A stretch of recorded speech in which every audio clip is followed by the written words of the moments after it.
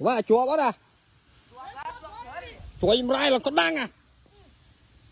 Ôi da ui da. Cục tức bát à. Mày ơi. Đã kiếm mua chùa mến à. Xa mất. Trời dâu nó thấy xoan. Ôi da. Ôi ma ơi mà mua cái khủng quá. Mấy cái thua con này này. Nó xa mất.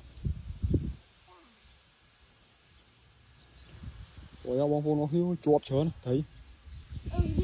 Nè.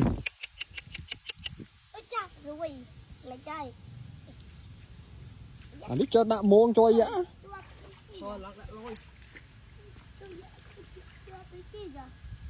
Thì one more.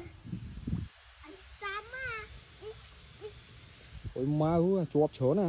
Mà mua cái cục tức quá.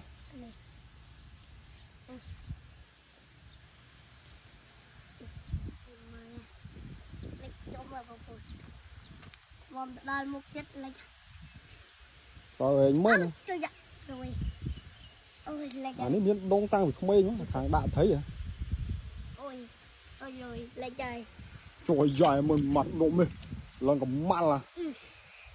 Mặt độ mê trô lạc đâu quên này. Nửa mới chót mò rồi. Ôi dạ. Vì nó không mò. Vì chẳng bị mò chót.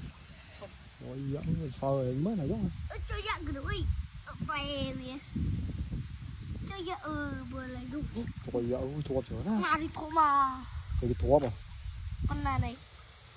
Trời dạ cục tức mó à. Tôi được chích mía nhá.